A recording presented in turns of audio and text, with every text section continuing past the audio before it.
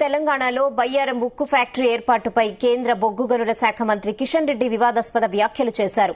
తెలంగాణ ఏర్పాటైన నాటి నుంచి ఉమ్మడి వరంగల్ జిల్లాలో బయ్యారం ఉక్కు ఫ్యాక్టరీకి బీజేపీ ఆమోదమిస్తుందని ఆశించారు.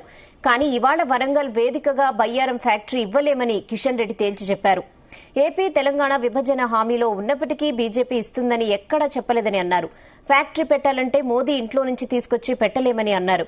ప్రస్తుతం బయ్యారంలో నాసిరకం ఖనిజం లభిస్తుందన్నారు. అక్కడ ఫ్యాక్టరీ ఏర్పాటు చేస్తే నిధులు వృధా అవుతాయని కిషన్ రెడ్డి తెలిపారు. నేనే హామీ ఇవ్వలే, బీజేపీ ఎప్పుడు హామీ ఇవ్వలే, పెడతామని గుర్తుపెట్టుకోండి. ఏ టెక్నికల్ రిపోర్ట్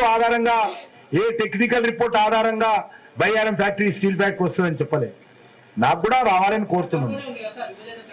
చట్టంలో ఉంది, మేము చెప్పలేదు కదా. బయ్యారం స్టీల్ ఫ్యాక్టరీ పెట్టాలంటే ఇప్పుడు ఉన్నటువంటి అక్కడ దొరికేటువంటిది చాలా నాసి రకమైనటువంటి ఐరన్ ఓర్. దాంతో స్టీల్ ఉత్పత్తి కాదు, లాస్ అయితే వేలు పెట్టినా కూడా. ఆ డబ్బులు ఎవరివి? మోడీ గారి ఇంటి నుంచి పెడతారా? మీవి, నావి, అందరివి, మనందరివి. మన డబ్బులే ఖర్చు పెట్టాలి. కాబట్టి ఆ కంపెనీ పెడితే ఫీజిబిలిటీ ఉంటుందా లేదా అనేటువంటిది ఇంతవరకు సరిగ్గా తేలలేదు. నేను ఒకటే అడుగుతా ఉన్నాను, ఇచ్చినటువంటి అన్ని నివేదికలు కూడా ఏ రకంగా ఇచ్చాయో మీకు తెలుసు. కాబట్టి మేమేం హామీ ఇవ్వలే, బీజేపీ ఎప్పుడు హామీ ఇవ్వలే, పెడతామని గుర్తుపెట్టుకోండి. A technical report